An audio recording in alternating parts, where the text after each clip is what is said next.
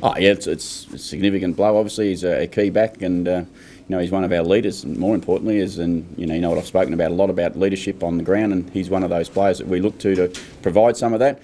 Look, but it's a footy season. It's an injury. It's not going to be the last one, and I hope we don't get too many long ones. How do you replace him? Oh, we have to work with the personnel we've got and make sure we can just move them around and get what we need. And we've got the opportunity to play blokes like Cam O'Shea we've talked about in the past playing down back, and Tommy Jonas can play tall if we need to. And then we've got some young blokes coming up through the Sandful too, who Jack Homsch, we got here for that particular reason as a tall back. Jack's had a few injury issues himself, so he's just now starting to get back into some solid footy. So we'd be really comfortable in a couple of weeks that Homsch and Blee and blokes like that who have now got some form behind them in the Sandful could come in too. It might have to be a long-term solution. Are you comfortable that will work throughout the season? Because we don't know how long Jack will be out.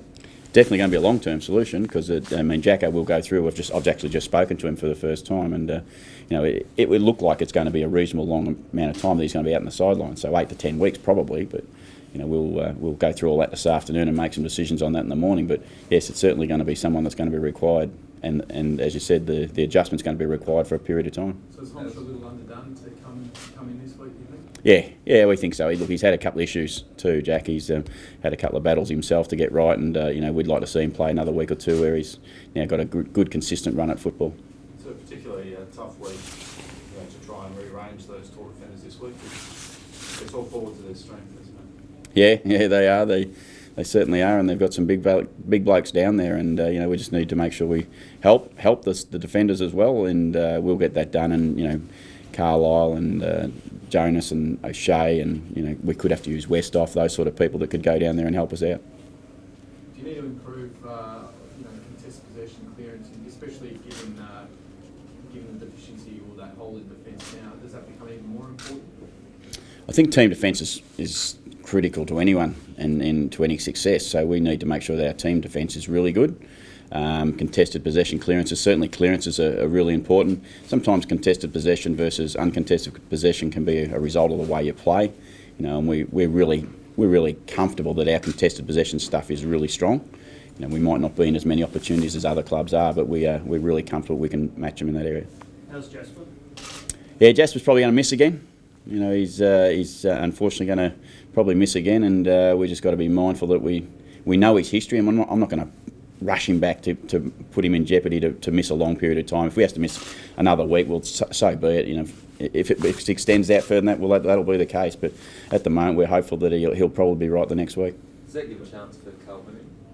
Yeah, he's right in the mix. Sam's right in the mix, but our form. Remember, Jasper didn't play last week, so we had our bases covered there. So we were okay. Stevenson was going to be out of the side, come back into the side, and played really solid. So, we think we've got plenty of options, and Sam would be one of them. What can you do differently to start the first half like you've been playing the second half? Kick the ball, get the ball our way early with a nice thing. But I think last week was a reflection of what the West Coast were about too. They were, certainly busy and up and about to put us under an enormous amount of pressure. We probably weren't quite ready for that, I don't think. And we've talked already this week that our start's important, but equally as important is obviously our strong finishes. Robbie Gray, how are you balancing him at the moment? Is he due for a full game?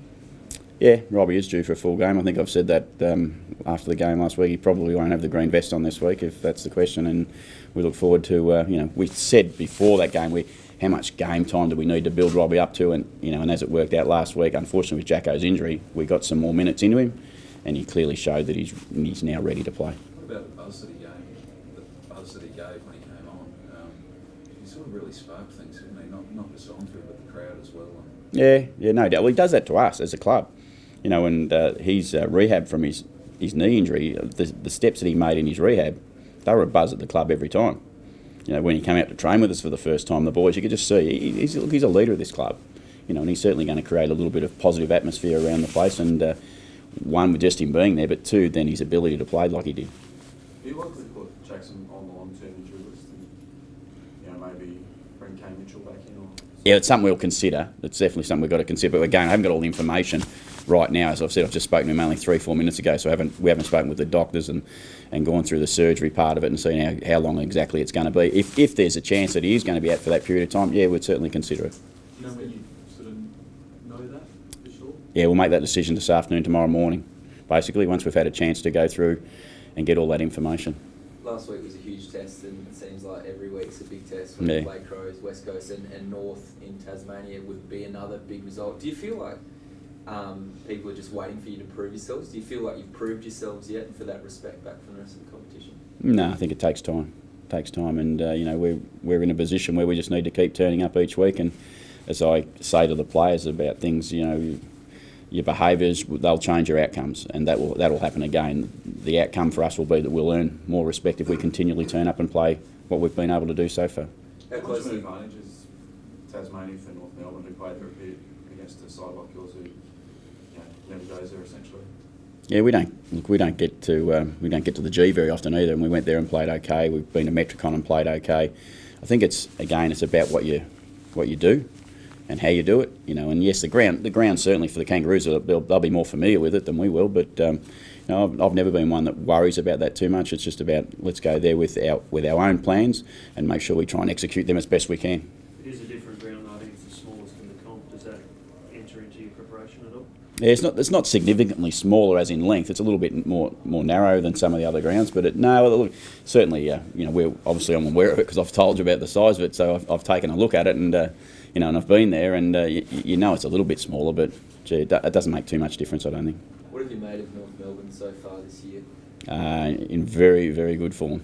They've played against the high quality sides and just missed out to get the result. I think everyone would acknowledge that they've been in really good form, and could have beaten Hawthorn, could have beaten Geelong. So they're in one of the teams in real good form. The ladder doesn't say that, but that's what happens sometimes at the start of the season. The ladder can be a little bit skewed to what the results sometimes are looking like. And you've mentioned the word behaviours a lot. Players are now starting to mention that as well. Are you willing to sort of be a bit more specific about what that entails? And there are a couple of key ones that you're really demanding from them? No, not really. I mean, it's the way you go about it. Someone asked the question before. It's about your contested football stuff that you do, the way you compete, and the way you just stay in games. That's what it's about, and it's about. I've said before lots of times, and there's lots of things you could list, but the little things that we have to do well, and that's every contest, that's every spoil, that's every kick. So there's just so many things that you relate to, but that they add up together, and if you can put them together, you'll end up with good results. Have you been able to identify why the guys are struggling a little bit with the clearance work? Oh, well, we have a couple of times and we've been okay a couple of times. So, sometimes you've got to give credit to the opposition. You've got to say, well, they've got our measure and, on a certain game. But that allows us to then revisit it and see what we need to do better. And look, another great challenge this week with the Kangaroos results from the weekend. So we know that's a challenge, but we're really confident in our group that we can actually match it with any of the midfield groups. Sometimes it just doesn't quite work your way. Are you expecting greater scrutiny now at the start? I'm not sure whether I am or I'm not. We've probably just got to worry about what we've got to do, and if people are looking at us a bit closer, that means we're starting to do some of the things that we want to do. Trevor spoke to Skipper. Has he surprised you how well he's taken on the leadership role? No. I think that's why we made the decision. We talked about it a lot as a group, and Travis was always a player that from the time I got here, you just knew that you think with added responsibility he was going to grow. And look, he's grown very quickly, obviously, and we're very excited by that. But he's one that first and foremost he knows that game day is his important day, and he's certainly been very, very strong, as has a lot of our young leaders.